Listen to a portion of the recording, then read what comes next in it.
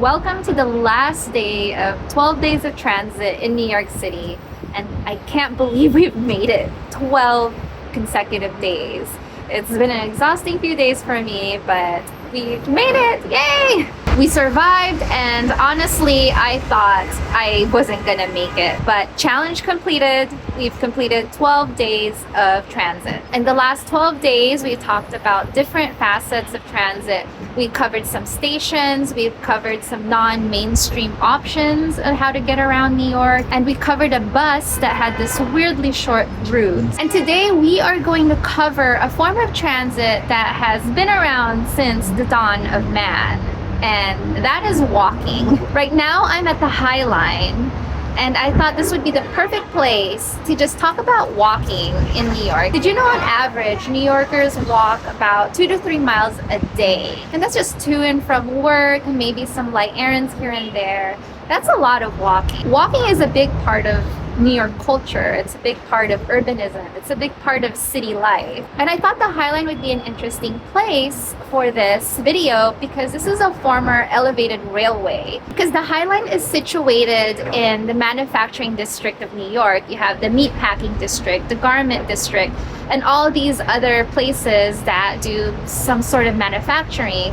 And the High Line was used to transport goods between these districts. Now we don't have it. We don't have a rail like that anymore. So the railway was converted into this elevated part. And what's great about that is when you walk the High Line, you can walk it from 12th Avenue all the way to Hudson Yards.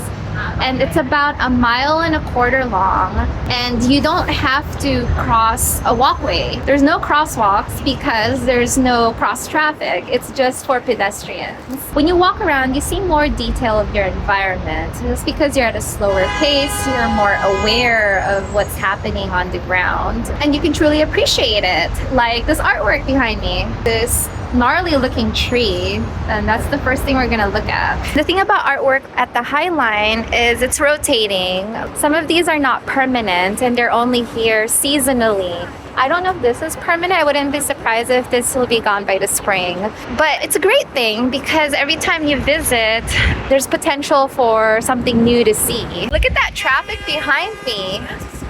Walking really is one of the best forms of transit.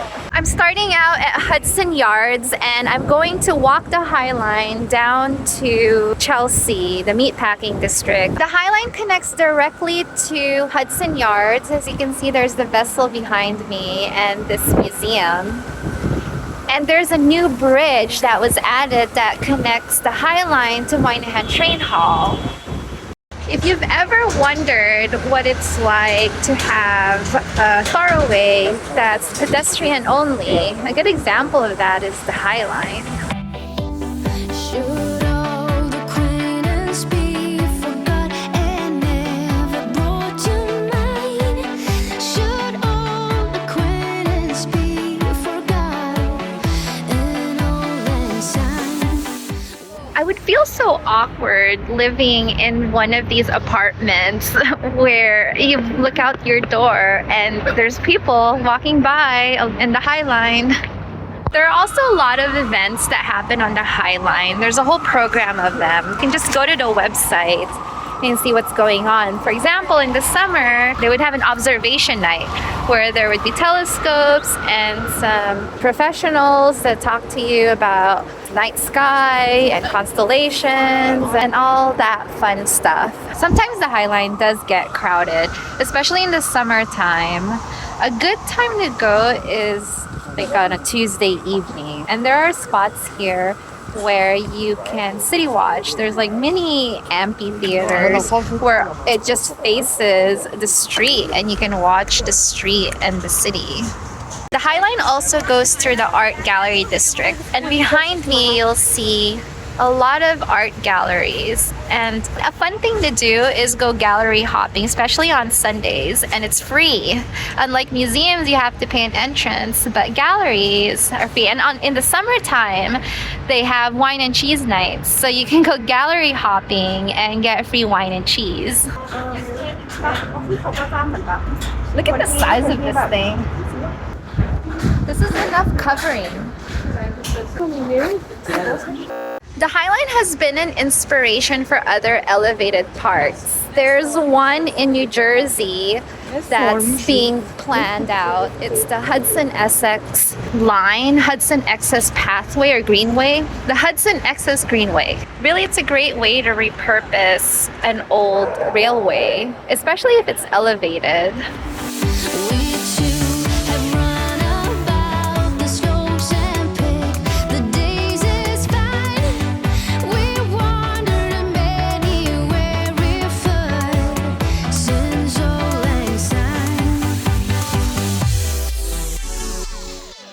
There have been summers where this lawn behind me has been open for people to picnic on, to sit on, but right now it's cordoned off, so nobody can use it, and they're probably just giving the grass some rest. This mural I'm looking at is supposed to be all things New York. You have representation of the train with the A and 6, New York sports with the NY, pigeons. Pigeons are a big part of New York. Got some diversity going on, of course, pizza, I Heart New York, and the Big Apple.